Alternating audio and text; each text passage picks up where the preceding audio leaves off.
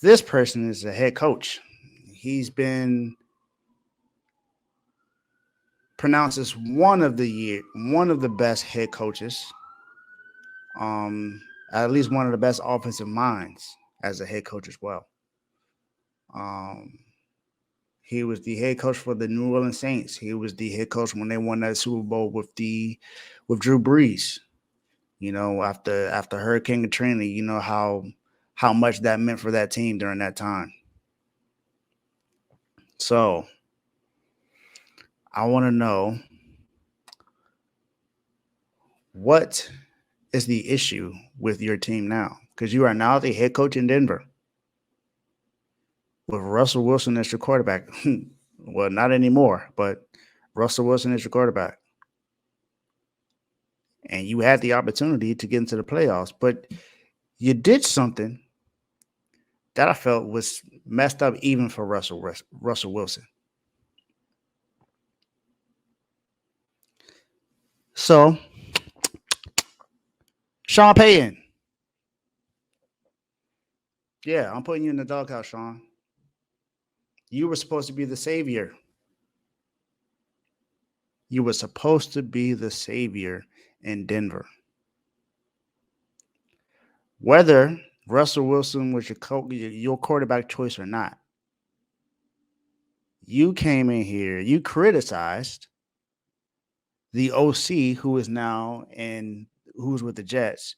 You criticized him saying that he was a bad play caller and the team was bad because of him.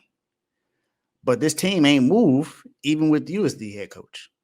So was it him? Was it you? Or is it Russ?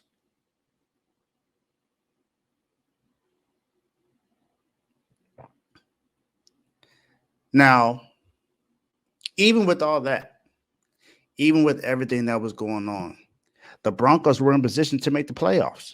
They started winning games. I think at one point they were 6-2.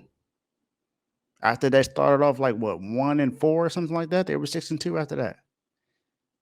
And you talked to us and said that you got to make sure that you got to do something about your contract.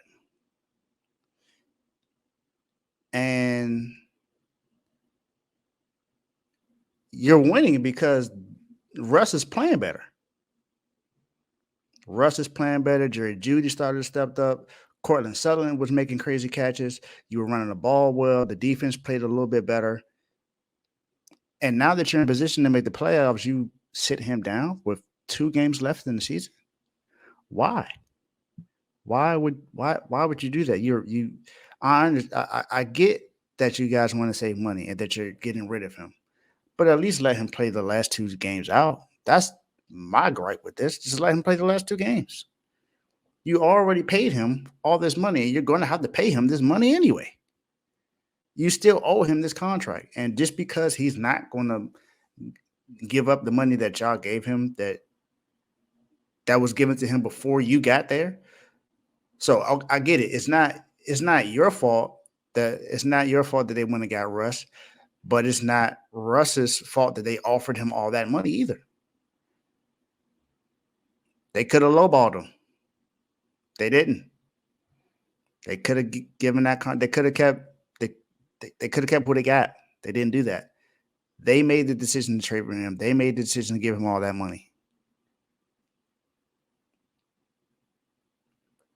So I think you shouldn't have sat him down with 2 games left in the season. You still fighting for a playoff spot. Isn't that what you came here for? You came here to be able to compete when everyone else is competing, and you had the opportunity to do that. So instead of paying him this money and making the playoffs, you decided to not pay him and miss the playoffs, because the very next game you lose and you got eliminated from playoff contention. Look, my mom is a Broncos fan. My guy Bibby is a Broncos fan, and I get it. Like I said, I get it. There's no reason why they should have traded all of that for him. That's the organization's fault. And as a head coach, you're supposed to be there for your quarterback, whether you wanted him there or not. And there's been plenty of times where we've seen you yelling at him on the sideline, and I get it. But these are grown men. I think that's one thing that always rubs me the wrong way. Just yelling at a grown man on national television. I just think it's crazy. But Sean Payton, just like everyone else, you get the call. My guy, you in the doghouse. So you are a Super Bowl winning head coach. That's not to say that you don't have the opportunity to do that again. But I just feel as though you should have done. This should have been a different situation with that because of this, because of where you were going. The team was heading to the playoffs, or at least fighting for position. The team could have finished 9-7. I mean 10-7. 10-7, 9-8, something like that, and you could have been in the playoff spot. Even if it was the last wild card, you would have been made it there. But now, because you guys don't want Russ to be, paid the 39 extra million because of injury, you bench him. Well, probably I shouldn't. They should have never put that in the contract. I just feel as though you don't mess with a man's money. And you don't cost your team the playoffs because of somebody else's contract. So for me, that's the biggest issue.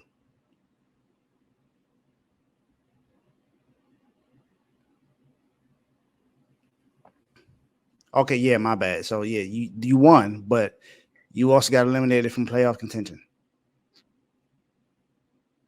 So at what cost?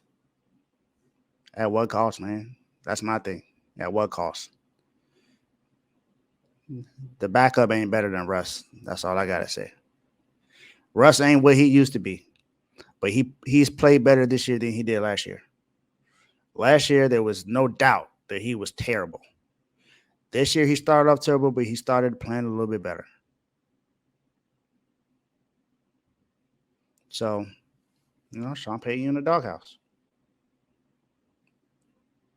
And that's why we have this show, because now I can see who doesn't agree.